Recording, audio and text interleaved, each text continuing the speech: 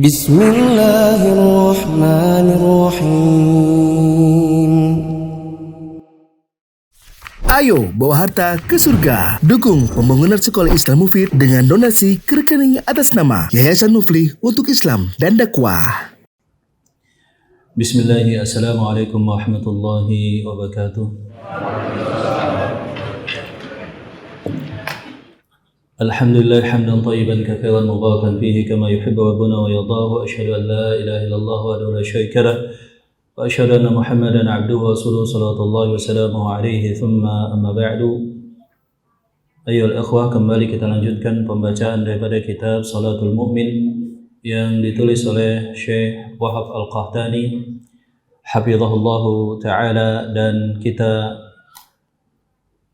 melanjutkan pada tema yang sebelumnya, bahasan yang telah dibahas oleh Ustaz Muflih hafizahullahu ta'ala di halaman berbahasa Arab, itu kurang lebih pada halaman ke-602 ya.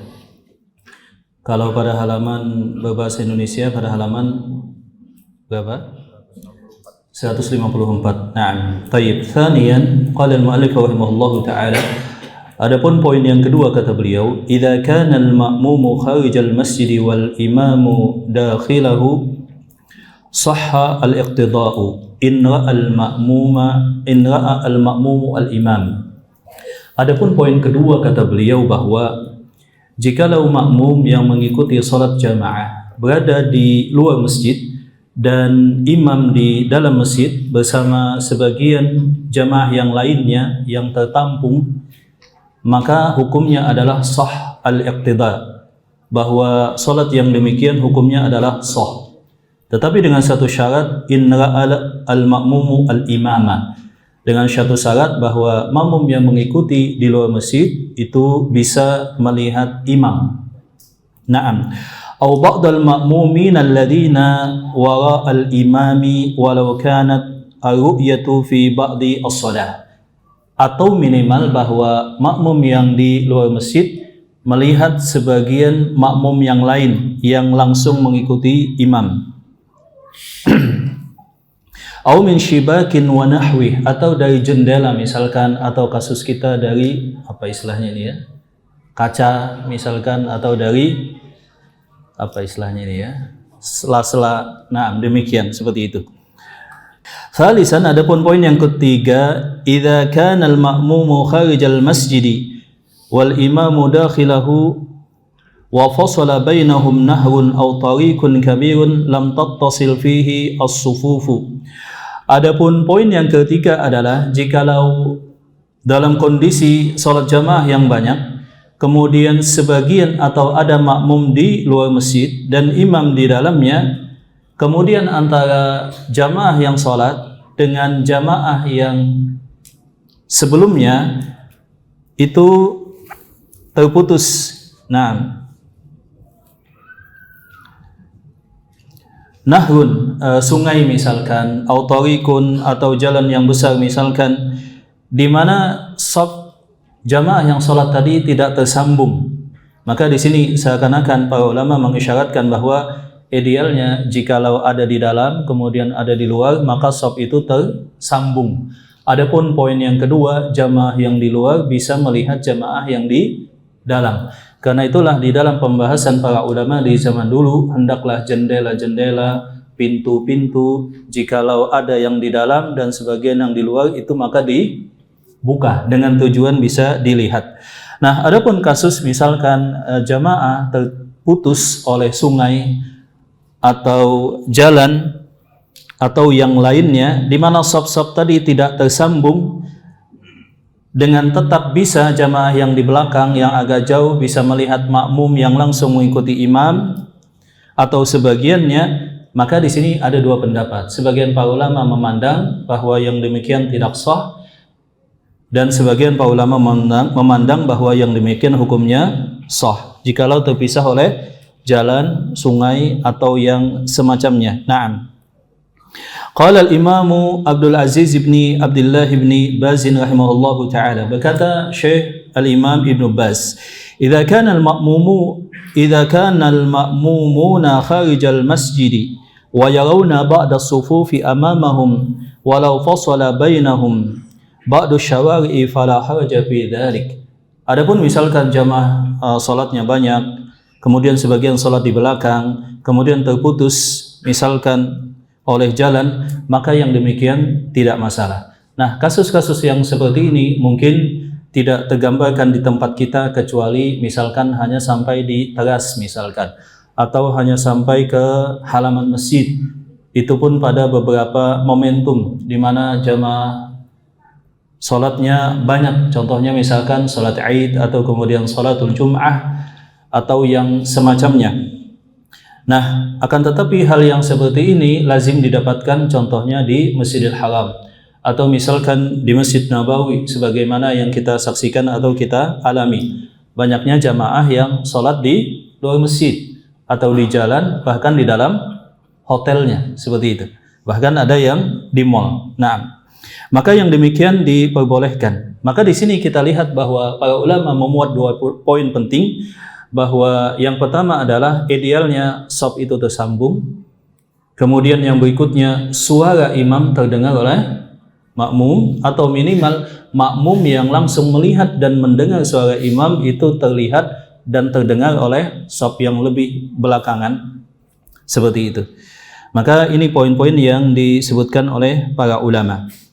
Lakin laisa li ahadin ay yusalliya amamal imam, dengan catatan bahwa jikalau jamaahnya membludak, tidak boleh ada yang sampai sholat posisinya di depan imam. Jadi dari arah imam ke kiblat tidak boleh seseorang berposisi di depan imam atau berdirinya melebihi garis yang di sana berdiri imam. Demikian.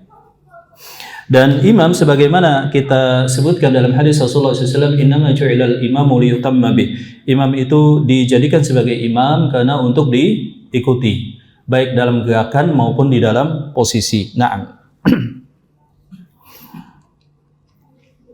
Lianna dzalika laisa mauqifan lil ma'mum. Sebab itu bukan posisi yang diperbolehkan bagi makmum. Wa qad jaa'a ba'dul athari fi dzalika an ba'di salafis shalih qala al-Imam al-Bukhari rahimahullah.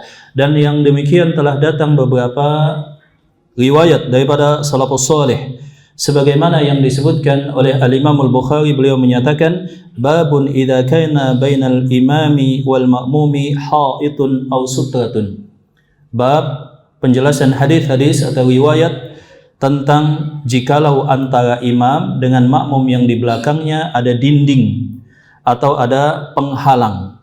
Kemudian Al-Imam Bukhari menyebutkan sebagaimana diriwayatkan daripada Hasan, la ba'sa an tusalliya wa bainaka wa bainahu naharun. Tidak masalah jikalau engkau salat mengikuti imam bahwa di antara engkau dengan imam itu ada sungai. Naam. Wa qala Abu Muzlis ya'tamu bil imami wa in kana bainahuma tariqun aw jidarun idza sami'a takbiral imam. Bahwa sang makmum itu wajib mengikuti imam jikalau antara dia dengan imam itu ada jalan atau dinding, dengan catatan dia masih mendengar suara imam. Maka di sini yang dilihat poinnya kembali ikhwan, yang pertama tadi melihat imam atau melihat makmum yang langsung mengikuti imam, atau makmum yang mengikuti makmum yang melihat makmum yang tersambung dengan imam, seperti itu. Adapun yang kedua, dia mendengar suara imam. Kalau konteks zaman dulu memang tidak ada pengeras suara. Kalau zaman ini banyak kemudahan, alhamdulillah, sehingga banyak yang mendengar dalam radius jarak yang jauh.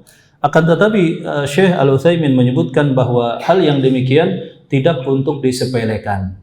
Jangan sampai misalkan seseorang dengan motivasi karena repot misalkan, atau sedikit sesat atau malas, kemudian dia sholat di hotelnya di dalam kamarnya.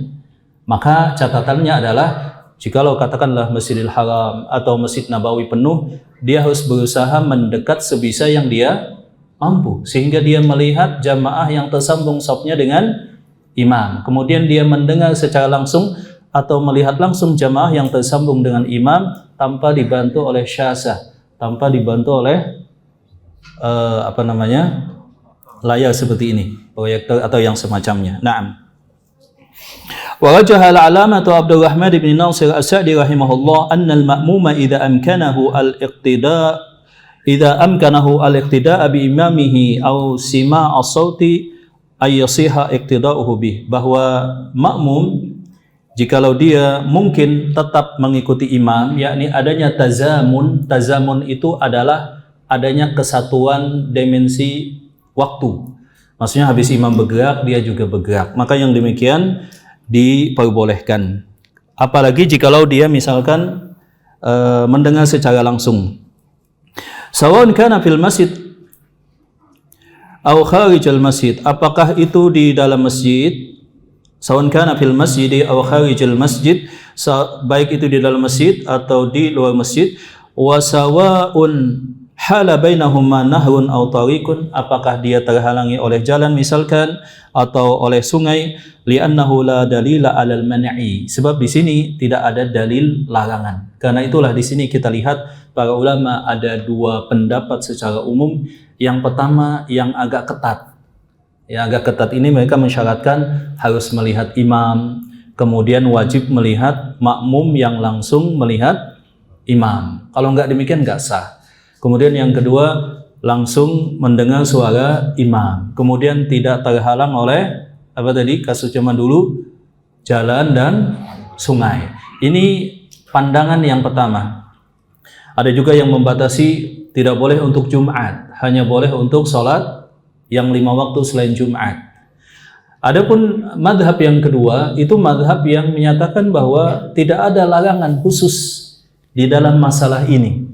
Maka selama bisa mengikuti imam, sebab tujuannya kan innama ju'ilal imamu liyutamma bih, bahwa imam dijadikan sebagai imam supaya bisa diikuti. Selama bisa mengikuti dan mengikutinya tadi tazamunan, adanya satu dimensi waktu, bukan siaran ulang istilahnya seperti itu ya. Sebab ketika kemarin itu ada kasus COVID-19, itu kan muncul beberapa diskursus di antara para ulama. Apakah boleh sholat mengikuti di televisi? Imamnya di masjid, kemudian warganya di rumah pakai layar seperti itu. Ada sebagian para ulama akan dibolehkan, sebab yang demikian karena adanya satu hal yang mendesak, yakni tidak bolehnya berkumpul. Dan yang kedua masih tercapainya tazamunan. Tazamunan tadi satu waktu. Akan tetapi sebagian para ulama, dan ini kebanyakan, menyatakan yang demikian tidak diperbolehkan. Bahwa jikalaupun misalkan adanya COVID, maka jamaah sholat di rumah seperti itu. Itu menjadi hal yang menjadi rukhsah atau keringanan dalam sholat jamaah. Taib. Selanjutnya, wala ala tafriq, dan tidak dibedakan. Wen qaddarna anna tariqa la tasihu fihi salatu fala yadurru hailulatuhu bainahu wa baina imami. Maka yang demikian, kalaupun ada jalan, ya yang demikian tidak memudaratkan penghalang tersebut antara dia dengan imamnya. Idza kana al-mawdi'u alladhi yusalli fihi al-imamu la mani'a fihi. Naam. Walladhi yusalli fihi al-ma'mum kadzalik. Jikalau tempat yang imam berdiri di sana itu bukan tempat yang diharamkan, demikian juga makmum yang mengikuti imam bukan berada pada tempat atau posisi yang diharamkan. Sebagaimana kita ketahui bahwa di dalam hadis Rasulullah SAW melarang salat contohnya misalkan di jalan atau terutama lagi di pertigaan jalan. Nah, yang penting tidak demikian. Jadi kalau jalan itu aktif digunakan, maka tidak boleh salat di jalan. Yang penting imamnya, makmumnya tidak di jalan. Kecuali jalan itu untuk sementara waktu memang dikhususkan dialih fungsikan untuk salat. Contohnya demikian. Nah, wa sami'tu syekhana al-imam Abdul Aziz bin Abdullah bin Baz rahimahullahu taala yaqul min ahli al-ilmi man yaqul la yajuzu al-hailu walau fil masjid. Jadi ada juga sebagian para ulama yang ketat di dalam masalah ini, bahwa jikalau ada dinding maka tidak diperbolehkan walaupun itu di masjid. Sebagian menyebutkan bahwa keringanan ini hanya untuk masjid, tidak untuk sholat di luar masjid. Naam. Walau sami'a as-sauta, walaupun suara imam itu terdengar. Li'annahu qad yanqati'u as-sautu wa hunaka ma yaqul idza kana fil masjidi fala ba's. Ada juga membedakan. Kalau jamaah itu di dalam masjid boleh saja, ada yang di luar. Tetapi kalau itu jamaahnya didirikan tidak di masjid, maka yang demikian tidak diperbolehkan. Naam. Wali'annahu qad la yanqati'u as-sautu anhu wa ikhtara Syekhul Islam Ibnu Taimiyah wa jamaah. Dan ini yang dipilih oleh Al-Imam Ibnu Taimiyah bahwa yang demikian diperbolehkan. Wala'alla al-aqrabu annahu la haraja idza kanu fil masjid. Dan pendapat yang lebih mendekati kebenaran kata beliau adalah bahwa yang demikian diperbolehkan jikalau di dalam masjid, bi khilafi kharijal masjidi fala budda min ru'yatil imam awil ma'mum. Berbeda halnya ketika di luar masjid, maka diwajibkan untuk melihat imam atau melihat makmum yang itu tersambung shafnya dengan imam yang langsung melihat ke imam. Walau sumi'a as-sautu, walaupun suara imam terdengar. Wala ba'sa law inqata'at as-sufufu li'annahu yara al-ma'mumin. Dan tidak masalah dalam hal ini untuk tetap mengikuti imam walaupun shafnya terputus jikalau dia bisa melihat makmum yang lain. Intinya jemaah dirahmati Allah Subhanahu wa taala, di sini adalah hal yang diperselisihkan para ulama. Naam, jikalau tadi beberapa kondisi khusus, dan walhasil insyaallah yang lebih kuat karena di sini tidak ada larangan khusus, maka insyaallah al-babu wasi', permasalahan ini luas dan saling toleransi sebagaimana kita lihat. Naam. Baik, poin yang keenam, al-masbuku idza adraka rak'atan min as-salati faqad adraka as-salata. Poin pembahasan berikutnya adalah tentang orang yang masbuk. Jikalau dia mendapati satu rakaat di dalam sholat, maka dia telah mendapatkan sholat jamaah. Maksudnya dia telah mendapatkan pahala sholat berjamaah. Naam. Dan telah kita sebutkan bahwa tidaklah disebut rakaat kecuali daripada kalimat al-rak'ah. Al-rak'ah yakni al-ruku'. Ya, gerakan rukun ruku'. Itu yang disebut dengan raka'ah. Naam. Berdasarkan hadis yang diriwayatkan oleh Abu Hurairah radhiyallahu taala anhu, wa fihi man adraka rak'atan min as-salati faqad adraka as-salata, bahwa barang siapa di kalangan kalian yang tertinggal daripada imam dan dia mendapatkan satu rakaat bersama imam, maka dia telah mendapatkan pahala salat berjamaah. Pahala salat berjamaah.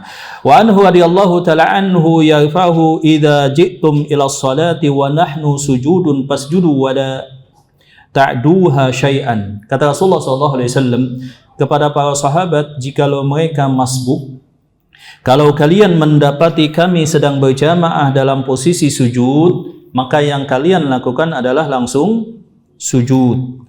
Nah, tidak menunggu. Dan janganlah kalian menghitung sujud tadi sebagai satu rakaat sedikit pun. Wala ta'udduha syai'an, janganlah kalian menghitung sujudnya kalian tadi sebagai satu rakaat. Sebab satu rakaat tadi patokannya adalah mendapatkan ruku bersama imam dengan tumakninah. Maka poin tumakninah ini penting kita tekankan, sebab sebagian orang mungkin tergesa-gesa ingin dapat satu rakaat. Kemudian ketika imam dia dapatkan ruku, dia pun ruku. Padahal ketika saat dia ruku seperti itu, imam sedang posisi siap-siap untuk bangkit. Maka yang demikian dia tidak mendapatkan. Naam. Wa fi lafzi libni Huzaimah wa Daruqutni wal Baihaqi man adraka rak'atan min as-salati faqad adrakaha qabla ayyukimal imamu sulbah. Barang siapa yang dia mendapatkan satu rakaat daripada solat jamaah, maka dia telah mendapatkan pahala berjamaah sebelum imam mengangkat tulang punggungnya Nah, yakni maksudnya adalah dari rukuknya. Wal masbuqu yusalli ma adraka ma'al imami fa idza sallama imamuhu sallama baqiya min salatihi min ghairi ziyadah. Maka bagi makmum yang dia lakukan ketika imam salam, dia melanjutkan menyempurnakan salatnya. Sebagaimana sabda Rasulullah sallallahu alaihi wasallam, "Idza masyaitum ila shalah famsuha bisakinatin wa waqarin, fama adraktum falakum wa ma fatakum faatimmu." Kalau kalian terlambat salat berjamaah, maka langsung ikut bersama imam. Apa yang kalian dapatkan itulah bagian kalian, dan jikalau kalian tertinggal, maka setelah imam salam yang kalian lakukan adalah sempurnakan. Naam. Lianna Nabi sallallahu alaihi wasallam hinama ta'akhara huwa wal Mughiratu fi ghazwati Tabuk, shalla Abdurrahman bin Auf radhiyallahu ta'ala anhu bin nasi salatal fajri. Karena Rasulullah SAW ketika terlambat, beliau dan juga Mughirah ibn Syu'bah dalam peperangan Tabuk, maka salat Abdurrahman bin Auf radhiyallahu ta'ala anhu bin nas salat al-fajr. Saat itu yang menjadi imam adalah Abdurrahman bin Auf. Fa'adraka Nabi sallallahu alaihi wasallam wal Mughirah raka'at tsaniyata. Saat itu yang didapatkan oleh Rasulullah SAW adalah rakaat yang kedua. Jadi Rasulullah bersama Al-Mughirah bin Syu'bah saat peperangan Tabuk, yang menjadi imam saat itu adalah Abdurrahman bin Auf. Rasulullah SAW datang terlambat, beliau mendapati saat itu jamaah sedang pada rakaat kedua. Falamma sallama Abdurrahman qama faqada kulla wahidin minhuma raka'atan. Dan ketika Abdurrahman bin Auf salam, maka Rasulullah SAW dan Mughirah bin Syu'bah menyempurnakan yang tersisa dari sholat masing-masing. Jadi sesama masbuk tidak menjadikan salah satunya sebagai imam. Kadang-kadang ada yang salah paham. Wah, kita sudah terputus dari pahala jamaah. Kemudian ada inisiatif salah satu di antara dua yang masbuk tadi menupuk temannya. Kemudian dia mengikuti yang sebelahnya. Maka yang demikian itu adalah satu sikap yang salah. Nah, wa ma yudrikuhu al-ma'mumu ma'al imami huwa awwalu salati liqauli sallallahu alaihi wasallam fi hadithi Abi Hurairah radhiyallahu ta'ala anhu, fama adraktum fasallu wa ma fatakum faatimmu. Dan apa yang didapatkan oleh makmum bersama imam itu adalah di awal-awal salat yang dia bisa mendapatkan. Itulah yang dihitung sebagai pahala jamaah yang dia dapatkan. Wal ma'mumu idza ata wal imamu ala halin falyasna' kama yasna'u al imamu thumma yutimmu ma fatahu min salati. Dan ketika seorang makmum masuk ke dalam salat jamaah, mendapatkan jamaah sedang pada satu posisi salat, maka posisi atau gerakan salat apapun dia langsung mengikutinya, tidak menunda. Telah kita sebutkan bahwa terkadang sebagian jamaah melihat imam dan jamaah sebelumnya yang sedang salat jamaah itu sedang sujud, kemudian dia merasa tanggung. Aduh, nanggung ini kalau saya ikut sujud. Tunggu sajalah, nanti juga akan bangkit. Nah, maka yang tepat adalah dia langsung gabung pada gerakan apapun imam tersebut. Nah, demikian juga ketika imam katakanlah sedang tasyahud, sebagian yang terlambat mungkin berkata, waduh terlambat, imamnya sudah tasyahud, sebentar lagi akan salam. Maka dia berusaha mengikuti pada gerakan apapun, dan yang demikianlah yang sunnah. Nah, poin yang ke-7, iqtida'u as-saffil awwali wa man ba'dahu bil imam. Mengikuti shaf yang pertama dan yang sesudahnya dengan imam. Wal waqtida'u tsani bil awwal. Demikian selanjutnya, shaf yang kedua mengikuti gerakan shaf yang pertama jikalau tidak melihat imam. Was-shaffi tsalithi bits-tsani wa nahwihi aw bima yablugh anil imam. Demikian juga shaf yang berikutnya. Ketika imam tidak terlihat, maka yang kita jadikan patokan adalah jamaah salat yang di depan kita. Jadi tidak perlu misalkan dipaksakan melihat imam. Yang jelas yang jadi patokan adalah jamaah salat yang di depan kita. Ketika mereka ruku misalkan, maka kita juga ruku. Ketika sujud, maka kita juga sujud. Maka itu sudah mencukupi, walaupun tidak terdengar suara imam. Li hadithi Abi Sa'id al-Khudri radhiyallahu ta'ala anhu anna Rasulullah sallallahu alaihi wasallam ra'a fi ashabihi ta'akhuran faqala lahum. Suatu saat Rasulullah SAW melihat sebagian sahabat beliau terlambat. Naam.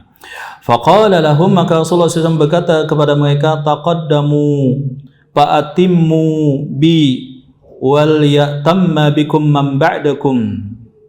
Majulah kalian, fa'tammu bi, maka ikutlah bersama aku sebagai imam, wal ya'tamma bikum man ba'dakum, dan hendaklah saf berikutnya mengikuti saf sebelumnya, wala yazalu qaumun yatakharuna hatta yuakhirhumullah. Dan tidak ada kaum yang mereka sengaja memperlambat sampai mereka dilambatkan oleh Allah Subhanahu wa taala, pertolongan Allah dalam semua hal. Maka di dalam shaf, para ulama juga menyebutkan satu faedah bahwa yang demikian adalah tasabuk, berlomba-lomba. Jadi kalau ada shaf yang kosong di depan, maka kita sigap untuk langsung ke depan. Tidak boleh mempersilahkan. Gih Pak, silakan maju ke depan. Dengan alasan misalkan beliau lebih tua, atau dia lebih banyak hafalan Al-Quran, atau dia ustadz. Nggak boleh. Kita harus langsung maju. Ya, nggak mempedulikan yang lain. Tasabuk. Maka inilah yang disebut dengan bahwa al-ithar matlubun fi al-umur ad-dunyawiyah. Mendahulukan orang lain itu ditekankan, disunnahkan dalam hal-hal yang sifatnya dunia. Tapi dalam masalah akhirat, maka tidak ada ithar, tidak ada mendahulukan yang lain. Silahkan Pak, kosong. Ya, nggak boleh. Justru kita yang langsung mengisinya. Tidak ada satu kaum yang sengaja menunda atau tidak sigap mengambil peluang kebaikan sampai mereka terlambat daripada pertolongan Allah Subhanahu wa taala. Dan lafaz Abu Dawud, la yazalu qaumun yatakharuna 'anis shafil awwal hatta yuakhirhumullahu fi finnar. Dan tidaklah ada satu kaum yang mereka malas-malasan untuk mengisi shaf yang pertama dalam salat berjamaah sampai Allah Subhanahu wa taala kebelakangkan mereka, sampai mereka masuk neraka Allah Subhanahu wa taala. Berkata Imam Nawawi rahimahullahu taala, makna wal yatamma bikum man ba'dakum, hendaklah yang sesudah kalian mengikuti shaf yang di depan sebelumnya. Maksudnya kata Al-Imam An-Nawawi, ayyaqtadu bi, maksudnya adalah mereka mengikuti aku, kata Rasulullah SAW, mustadillina ala af'ali bi af'alikum, yakni mengambil rujukan apa yang aku lakukan dengan perbuatan kalian.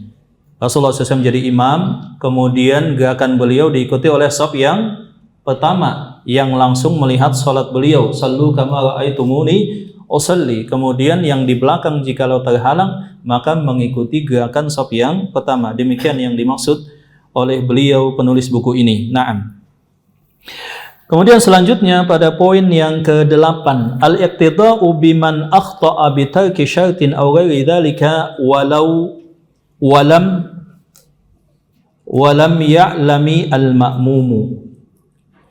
Pembahasan selanjutnya adalah kasus di mana ada imam yang batal atau melakukan satu kesalahan, tetapi yang tahu hanya imam. Dia tidak ngasih tahu kepada makmum. Misalkan imamnya buang angin, tapi kalau imamnya ngasih tahu makmum, nanti malu misalkan. Atau imamnya ketika di tengah sholat dia ingat bahwa ada najis di pakaian atau badannya. Atau misalkan kasus lain bahwa ketika imam mengimami sholat, dia kemudian ingat bahwa dia belum sempat mandi junub. Misalkan imam sholat subuh, pada rakaat kedua, waduh, ternyata belum mandi junub. Mungkin nggak demikian ikhwan? Mungkin. Sebagian imam mungkin beda penyikapan. Yang betul adalah bahwa dia keluar daripada sholat, kemudian satu maju melanjutkan tanpa istisna, tanpa memulai dari awal lagi, langsung melanjutkan. Mungkin ada saja kasus kecil, sebagian kecil imam malu, waduh ini sudah nanggung, apalagi kasusnya misalkan mohon maaf ketika sujud rakaat yang kedua sholat subuh atau ketiga tasyahud, itu imam mungkin ada semacam perasaan serba salah. Wah, kalau saya batalkan ini gimana? Sholat sudah hampir selesai. Tapi apapun keadaannya, pada posisi apapun dia tengah sholat, ketika imam tahu bahwa dia sebetulnya telah batal, dia ingat sesuatu yang membatalkan sholatnya, maka dia harusnya langsung keluar dari sholat. Kemudian ada yang menggantikan. Nah, ini pembahasan pada poin yang ke-8. Berdasarkan hadis Abu Hurairah radhiyallahu ta'ala anhu daripada Rasulullah SAW, bahwa beliau berkata, yusalluna lakum fa in asabu falakum wa lahum wa in akhtau falakum wa alaihim. Nah, maka imam itu salat untuk kalian. Jikalau mereka betul dan sah salatnya, maka pahala salat untuk mereka dan untuk kalian. Lalu bagaimana kalau salah? Wa in akhtau, jikalau mereka ada kesalahan karena lupa atau sengaja atau melakukan satu kebid'ahan, falakum, kalian tetap dapat pahala. Wa alaihim, kesalahannya yang menanggung hanyalah imam saja. Jadi yang batal hanyalah imam, atau jikalau ada bid'ah yang berdosa hanyalah imam, adapun makmum terbebas daripada hal yang demikian. Berdasarkan hadis Sahal bin Sa'ad radhiyallahu taala anhu, dia berkata, sami'tu Rasulullah sallallahu alaihi wasallam, beliau bersabda, al-imamu dhaminun, sesungguhnya imam itu adalah penjamin yang bertanggung jawab. Fa idza ahsana falahu wa lahum, kalau imamnya salatnya betul sesuai dengan sunnah, maka pahala untuk imam dan juga untuk semua jamaah. Wa in asaa ya'ni fa alaihi wa la alaihim, dan kalau imamnya ada kesalahan, maka kesalahannya tadi ditanggung oleh imam dan tidak oleh makmum, tidak ditanggung oleh makmum. Naam, tentu saja hal ini jikalau makmum tidak mengetahui. Tapi jikalau makmum mengetahui, terlihat secara zahir, maka makmum wajib mengucapkan subhanallah. Ini dalam hal-hal yang itu adalah rahasia dan yang tahu hanyalah imam. Atau misalkan jikalau imamnya melakukan satu kebid'ahan. Berdasarkan hadis Uqbah bin Amir radhiyallahu taala anhu, dia berkata, aku mendengar Rasulullah SAW beliau bersabda, man amman nasa fa asaba al-waqta falahu wa lahum. Barang siapa yang mengimami manusia, dia tepat waktu dan tepat pada hal-hal yang lainnya, pada rukun, pada wajib, pada sunnah, maka dia mendapatkan pahalanya dan juga jamaahnya. Wa man intaqasa min dzalik, jikalau ada kesalahan yang berakibat kurangnya pahala, misalkan ada kebid'ahan atau tertinggalnya sunnah, atau misalkan fatal sampai batal salat imam tadi, tetapi yang tahu hanya imam, maka yang batal hanyalah imam dan itu tidak ditanggung oleh makmum. Naam. Dan telah sabit daripada Umar bin Al-Khattab radhiyallahu ta'ala anhu annahu shalla bin nasi subha thumma ghada ila ardihi bil jaraf. Adalah Umar bin Khattab suatu saat solat bersama manusia, yakni beliau sebagai imam. Kemudian selesai solat, beliau pergi ke satu tempat yang bernama Al-Juraf, yakni satu tempat Al-Jaraf ini atau Juraf 3 mil daripada kota Madinah ke arah Syam. Fawajada fi thawbi ihtilaman, ternyata ketika beliau pergi ke Jaraf atau Juraf tadi, beliau mendapatkan di pakaian beliau itu ada bekas mimpi basah. Ihtilam, bekas mimpi basah. Nah, berarti kan beliau sedang dalam keadaan junub. Bukan masalah apakah mani itu hukumnya adalah najis. Sebab yang lebih kuat bahwa mani itu hukumnya adalah suci. Yang najis adalah al-madhi. Naam. Baik. Makanya dalam hadis riwayat Aisyah radhiyallahu taala anha disebutkan adalah jikalau ada bekas daripada Rasulullah SAW yang demikian, maka jikalau basah basuh oleh Aisyah di bagian tersebut, jikalau telah kering maka dibersihkan pakai kuku, menunjukkan bahwa mani itu hukumnya tidak najis. Faktasala, maka Umar bin Khattab kemudian mandi. Naam.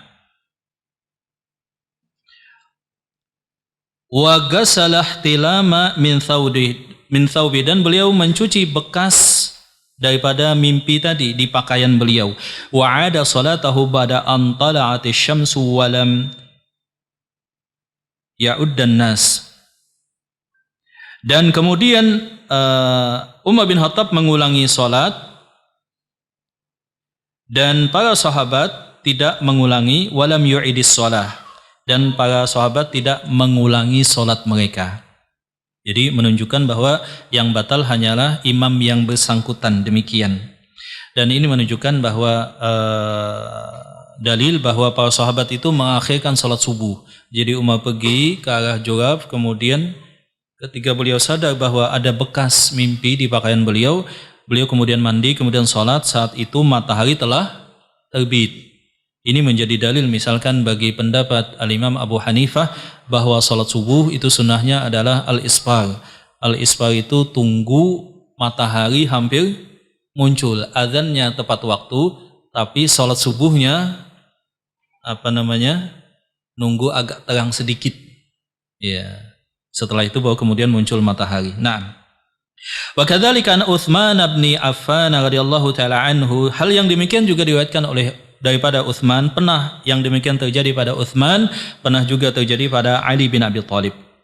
Nah, demikian juga pernah terjadi pada Rasulullah SAW. Dan saya yakin juga mungkin saja terjadi pada para imam, ya kan? Allahu Akbar, waduh, ternyata belum mandi. Nah, seperti itu. Tapi imamnya nggak cerita ke antum, ya kan? Habis itu dia langsung tunggu sebentar, mandi, kemudian menyuruh orang lain untuk mengimami. Yang demikian juga terjadi pada Rasulullah SAW. Nah, wa qad dallat hadhihi al-ahadits wal atharu ala anna salat al-imami idza fasadat lam tufsid salat al-ma'mumini idza lam ya'lamu fasada salati imamihim. Yang demikian menunjukkan jamaah bahwa jikalau salat imam batal, maka efek salat batal imam tadi hanya terbatas untuk imam saja, tidak berimbas pada salatnya makmum, dengan satu syarat, idza lam ya'lamu fasada salati imamihim. Syaratnya satu, poin pentingnya ini kita garis bawahi, jikalau makmum enggak tahu bahwa imamnya salatnya sudah batal. Kalau makmumnya tahu, misalkan makmumnya tahu bahwa imam ini batal, maka ketika imam tetap salat dalam kondisi batal, makmumnya tetap mengikuti, maka salatnya makmum juga batal. Naam. Wa yu'idu al-imamu wa la yu'idu al-ma'mumun. Nah, yang mengulang itu terbatas hanya imam saja. Adapun makmum, walaupun imam cerita, tadi itu pas kita selesai salat ternyata aku ada najis, atau misalkan junub belum mandi, tapi sudah selesai, maka salat makmum hukumnya tetap sah. Naam. Wa sami'tu Syekhana al-Imam Abdul Aziz bin Abdullah bin Baz rahimahullah taala yaqul, wal imamu idza akhalla bi syai'in an ijtihadin aw ta'wilin aw an jahlin aw nisyanin wa lam ya'lam bihi al-ma'mumuna fa salatuhum sahihatun. Dalam kasus seorang imam karena dia melakukan satu kesalahan, karena dia berijtihad atau mengambil pendapat yang berbeda, atau karena dia bodoh atau lupa, ya, mengambil pendapat yang berbeda. Misalkan contohnya kita mengambil bahwa kunut misalkan rutin itu hukumnya adalah bid'ah. Adapun imam mengambil pendapat yang berbeda, misalkan hukumnya adalah wajib dalam madhab Syafi'i. Misalkan demikian. Maka jikalau hal yang demikian tidak berpengaruh sama sekali terhadap sholat makmum, demikian. Atau misalkan imam ada kelupaan atau yang semacamnya yang berpengaruh pada sholatnya imam, baik mengurangi pahala atau mengurangi keutamaan atau misalkan bahkan batal, yang demikian khusus hanya ditanggung oleh imam. Ketiga, para makmum tidak mengetahui. Wa alaihi al-i'adatu huwa idza kana ma fa'alahu yujibu al-i'adata. Naam. Ya, maka yang mengulang itu hanyalah imam. Dan ini mungkin banyak kejadian, sehingga hal yang demikian idealnya makmum memerintahkan ada yang lain. Dan ini pernah terjadi di zaman Rasulullah SAW. Beliau pernah junub, beliau menyatakan makanakum, tetap di tempat kalian. Beliau mandi kemudian balik, dan itu ada 2 atau 3 hadis yang semakna demikian. Hanya nanti di sini ada pembahasan apakah beliau satu kejadian, apakah itu adalah 2 kejadian. Apakah para makmum tetap dalam posisi sholat pada hadis satunya, apakah belum mulai sholat tapi para sahabat masih di dalam shaf. Aw alima wastahya wa lam yaqul lahum syai'an. Dan ini bisa terjadi karena beberapa latar belakang. Ada imam yang dia jahil, ada imam yang dia lupa, ada yang imam motivasinya malu. Jahil, apa tadi? Lupa, kemudian malu. Jahil itu maksudnya dia jadi imam tapi dia jahil bahwa sholatnya itu sebetulnya sudah batal. Dia melakukan satu hal yang membatalkan sholatnya. Lupa itu maksudnya dia bablas, betul-betul lupa. Ingatnya ketika sholat telah selesai. Seperti itu. Atau malu. Nah, ini yang nggak boleh sebetulnya.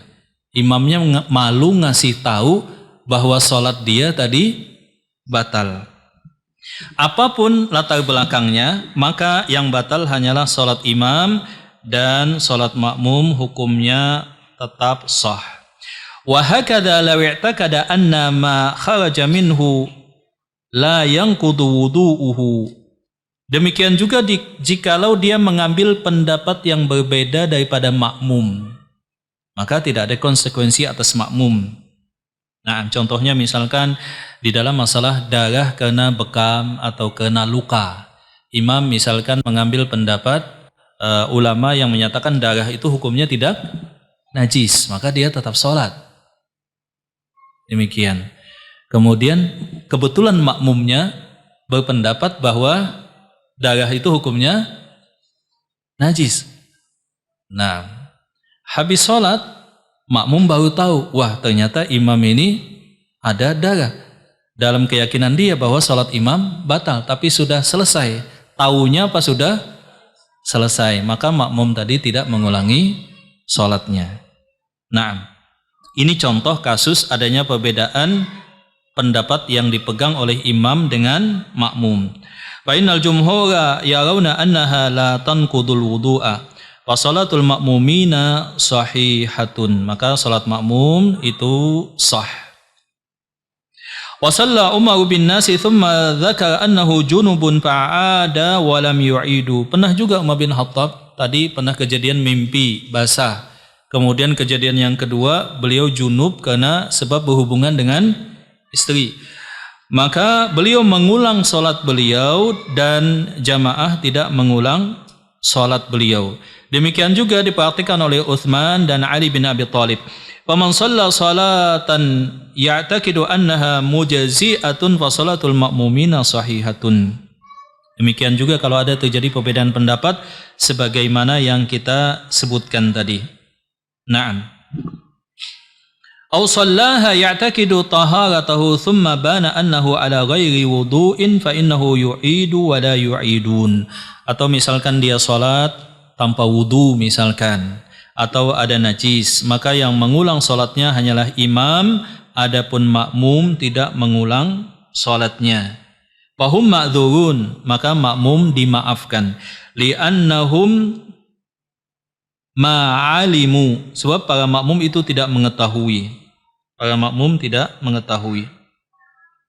Naam, wallahu taala a'lam bissawab. Selanjutnya kata beliau, wa idza alima athna as-salati fala yajuzu lahu yamdi. Kalau dia tahu maka tidak boleh. Maksudnya sebetulnya dia berdosa. Walakin law jahila wa madha wa lam yunabbihum fa salatuhum sahihatun. Kalau imamnya jahil tetap salat, tidak ada yang mengingatkan, maka salatnya batal. Maka sebagian para ulama membedakan antara kasus najis.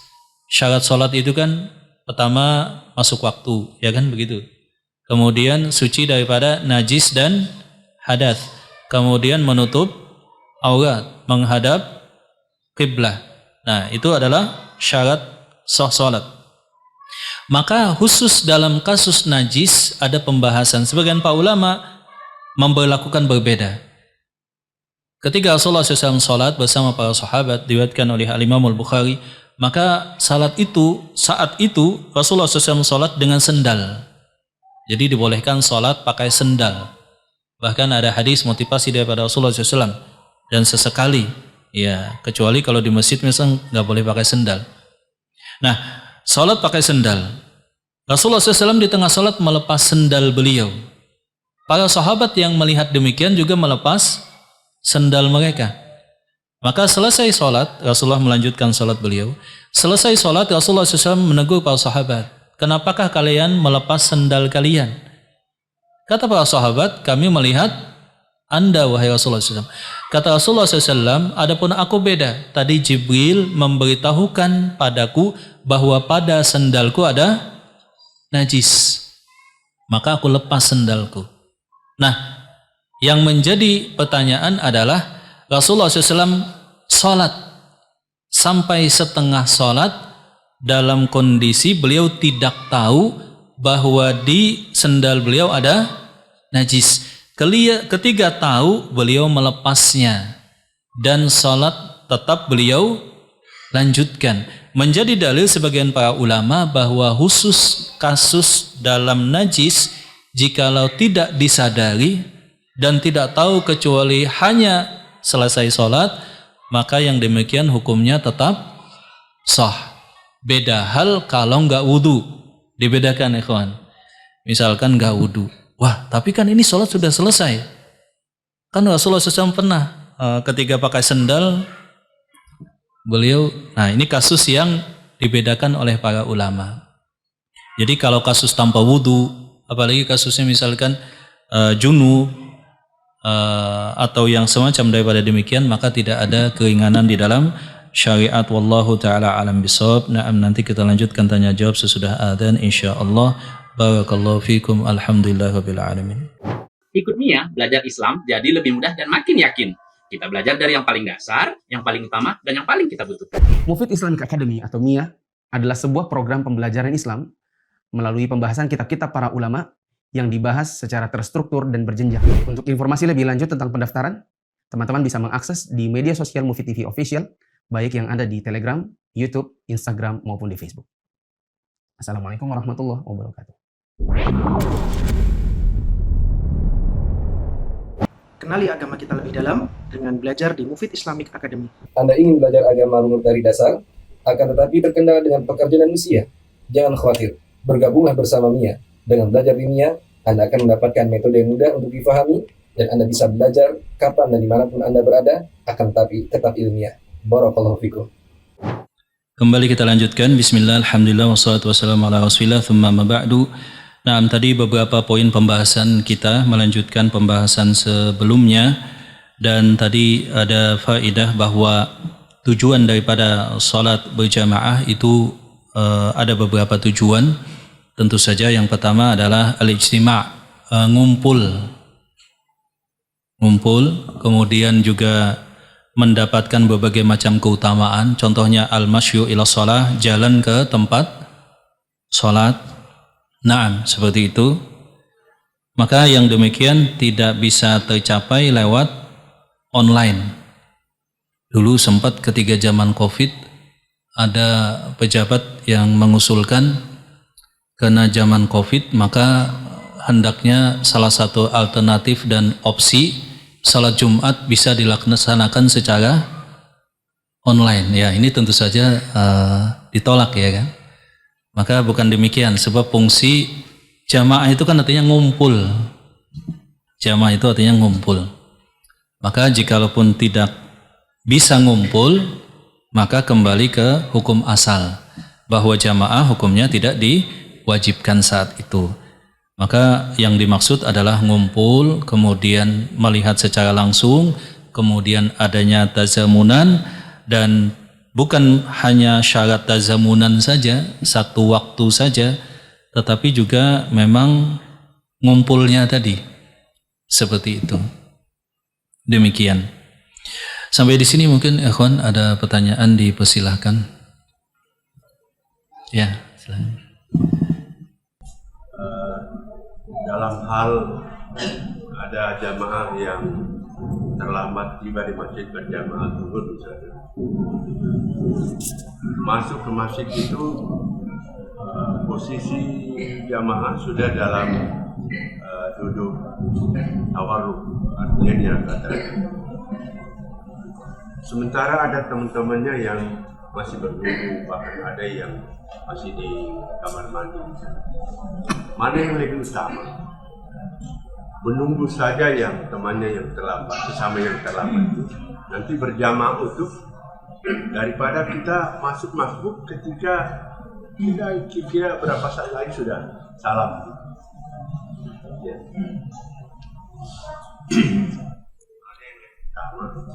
Menunggu yang biar berjamaah utuh dengan yang lain, atau ikut saja walaupun barangkali habis takbir setelah ihram duduk Salam.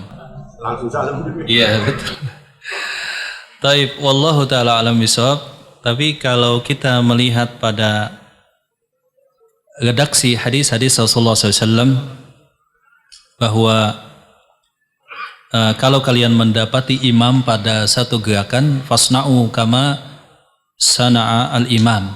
Kalau kalian mendapati imam pada satu gerakan, maka bersegeralah untuk mengikuti imam pada gerakan yang sama.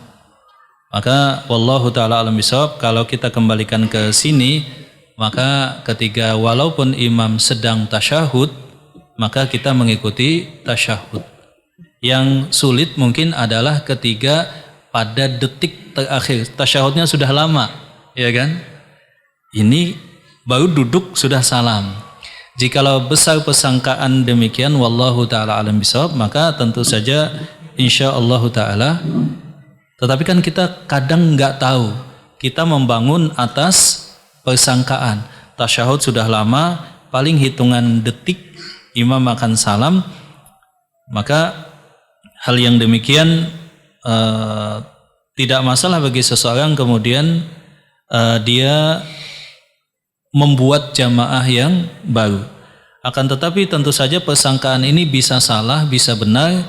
Maka kalau ditanya mana yang lebih hati-hati, yang lebih hati-hati adalah dia tetap gabung bersama imam. Saya lebih tenang di situ, milih pendapat itu. Ya, seperti itu. Walaupun kita bisa memahami kalau injury time tadi udah detik-detik mau salam, itu kan juga kayaknya duduk juga sudah salam kan begitu ya. Itu bisa dipahami memang.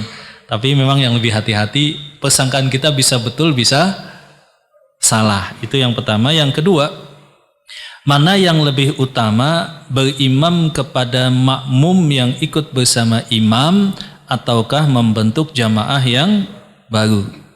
Maka para ulama menekankan berimam dengan makmum yang sebelumnya bersama imam itu lebih utama daripada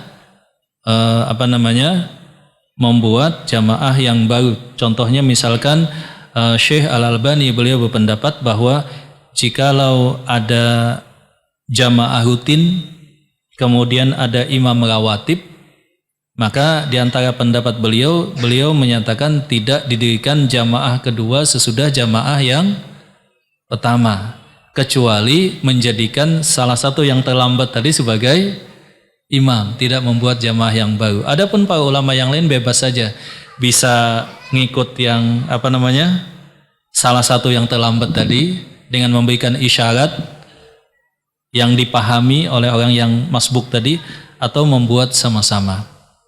Kecuali kasuistis yang berbeda, misalkan dia musafir, misalkan rombongan, ya demikian bisa langsung. Dan tidak membuat jamaah yang berbilang-bilang sesudah jamaah yang pertama selesai. Ketika jamaah sudah didirikan, yang masuk langsung gabung. Jangan sampai ada perasaan, wah tadi kloter pertama telat, ini mau ikut yang kedua telat lagi, sudah deh kita bikin jamaah yang baru saja, jadi dapatnya sempurna dari takbiratul ihram. Enggak, dia gabung. Jadi tidak membuat pojok sana jamaah, pojok sana jamaah. Hendaknya dia menyatukan satu jamaah. Nah, wallahu taala alam bissawab. Taib, ada yang lain? Kalau tadi ditanya mana yang lebih utama, ya kalau injury time tadi memang agak sulit, wallahu alam bissawab. Saya hanya bisa menjawab yang lebih hati-hati memang langsung gabung kalau mengikuti tekstual hadis tadi. Wallahu a'lam bishawab. Nah, silahkan, ada yang lain? Ya, silahkan Pak. Terkait makmum yang masbuk dan lanjut menyempurnakan sholat yang ketinggalan tadi. Iya. Ada makmum yang lain mau berjamaah dengan kita dengan cara menutup pundak. Sedangkan posisi kita sebelah pojok kanan ada tembok dan di kiri ada makmum yang lain. Apakah kita harus mundur sejajar atau gimana, Ustaz? Contohnya bagaimana ya? Kita di mana contohnya? Pojok kanan, Ustaz. Pojok sana. Sedangkan makmum yang lain sudah sholat berjamaah dan kita masuk, Ustaz. Iya. Makmum yang lain mau berjamaah, apakah kita harus mundur atau gimana, Ustaz? Di pojok sana, posisi makmum kalau satu di sebelah kanan. Oh, posisi kanan ada. Apakah makmum yang masuk tadi harus mundur dari imam atau gimana? Nah, itu kita sisakan untuk Ustadz Muflih nanti. Silahkan diulang pertanyaannya, nanti ditanyakan seperti itu. Ya, wallahu alam. Silahkan, ada yang lain? Supaya ada sisa satu pertanyaan. Silahkan jamaah, ada yang lain? Kasus itu memang unik ya. Pernah terjadi, Pak?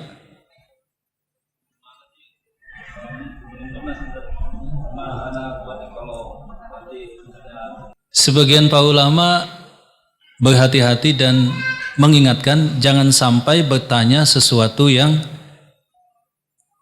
belum pernah terjadi atau kecil kemungkinan terjadi.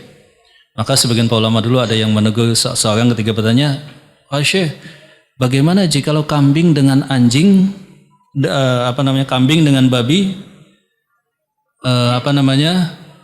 kawin, atau dengan anjing katakanlah. Anaknya tadi jilatan anjing kan najis, mughalladhah. Sebagaimana sabda Rasulullah SAW, "Idza walagal kalbu fi inai ahadikum faghsiluhu sab'an ulahunna bitawab." Kalau anjing itu menjilat, maka dicuci 7 kali. Tambahkan yang pertama dengan tanah. Ini pertanyaannya, wah Syekh, ada yang nanya, bagaimana kalau anjing dengan kambing kawin, kemudian melahirkan anak? Nah, jilatan anak apa itu istilahnya ya? Anak silang itu najis mughalladhah enggak? Kemudian Syekh tersebut nanya, sudah terjadi atau belum? Ya mungkin saja terjadi Syekh. Nah jangan dulu, nanti tunggu kamu lihat terjadi, habis itu silahkan datang lagi. Makanya yang tadi memang mungkin terjadi, tapi kalau kecil saya memilih ini gitu ya, seperti itu. Wallahu alam, maksudnya jawabannya seperti itu. Taib, sampai di sini jamaah kajian kita, semoga bermanfaat. Aku qouli hadza wa astaghfirullah li wa lakum. Alhamdulillahirabbil alamin. Assalamualaikum warahmatullahi wabarakatuh.